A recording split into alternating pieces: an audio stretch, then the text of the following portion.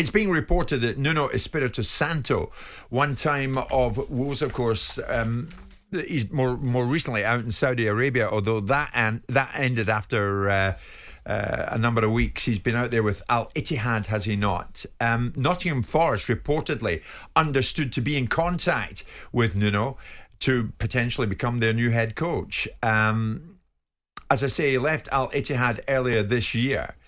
Now, it's hard to imagine that, but this is football. But it's hard to imagine that with Steve Cooper giving it his very best shot as he's doing, and he was under immense pressure the other night after the 5-0 crushing at Fulham. Then he goes to Wolves and he gets a draw.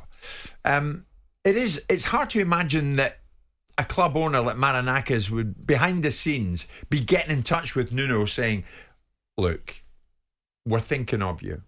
It might well be the case that we'll come to." Or is it not hard to imagine? No. If you want, I think it's realistic, because you have to accept that the need to replace someone comes with a replacement, and if that circumstance manifests itself, do you want to be caught?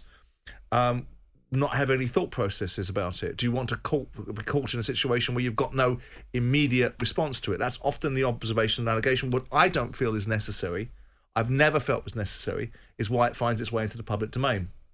I don't think that's necessary. And that's a risk that Marinakis too. Well, it's really if indeed he's been doing this. But it's really simple. If he picks up the phone to Espirito Santo and says, "Listen, I want to have a conversation with you, but if this conversation finds itself in the public domain, then that's the last conversation we'll ever have." And with that in mind, the conversation can be maintained between two people. And I'd ask you, if you intend to talk to your agent about it, if it finds itself in the public domain, it's from your end, and we won't be having a conversation again, and you won't be getting an opportunity for a job with my football club. I get it. So, right. I dislike the necessity for it to find its way in the public domain. Go to your thing. Is it nice? Is it befitting of someone doing their best? Well, you know what? We can all be busy fools. If Steve Cooper is running out of wind and is existing on fumes, which he's getting close to, I don't think he should be sacked. I think there's a little bit left in him to try and turn this around.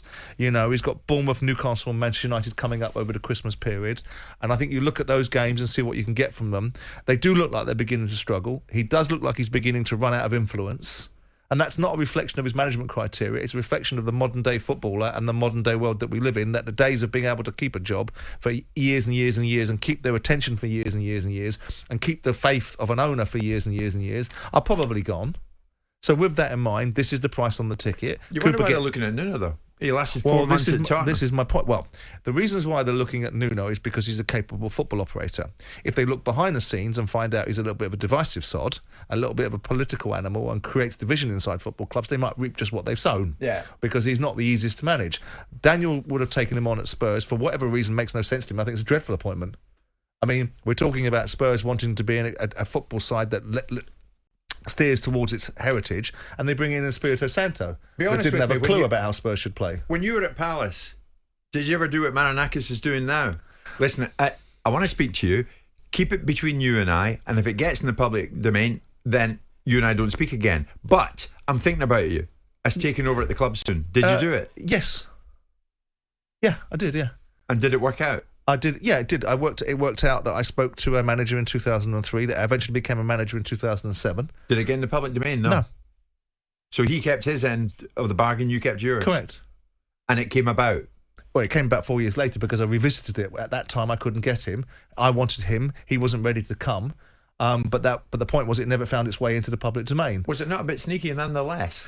It's a fact of life. It's the reality of the world that we live in. This stupid industry perspective that you tapping up exists in people's minds. You know, tapping up is basically talking to someone else about a job, and that's the world that we live in. If you're going to Palace struggling at the time, and you lifted the phone to this individual. Yeah. You make. What was your opening line? I think that I'm likely to make a change. I'm going to give this fella enough rope to run a bit further with. I think he's run his course. I hope he hasn't, but if he has, I really would like to have a conversation about you, because if you'd like to come, I'd like that conversation to happen. If you don't want to come, then I can rule you out of my thinking. Did he have a club at the time? Yeah. Look at you. Well, you look embarrassed. That was super snaky, wasn't it? It's the way that the world works. So you phoned a guy who already was in a job, Yes. To say, if my guy can't hack it, I might turn to you. Well, it's like I had managers phone me. I can tell you of a manager that phoned someone that knew that we were looking for a job, worried about the fact that the team he was managing, which was in the Premier League at the time, if they didn't start well, he thought he might lose his job. So he'd be interested in getting a job at Palace. What? And I remember thinking, loser! What? You're forecasting your team not starting really well, so I can give you a potential interview for a job that I want you to be a winner in. What is this industry about? Oh, tell me about it. Look, there's a fair chance that I might screw it up here. If I do, you're going to come in for me. Jim White and Simon Jordan. Monday to Friday mornings from 10 on AM, on DAB, via the TalkSPORT app and on your smart speaker. TalkSPORT.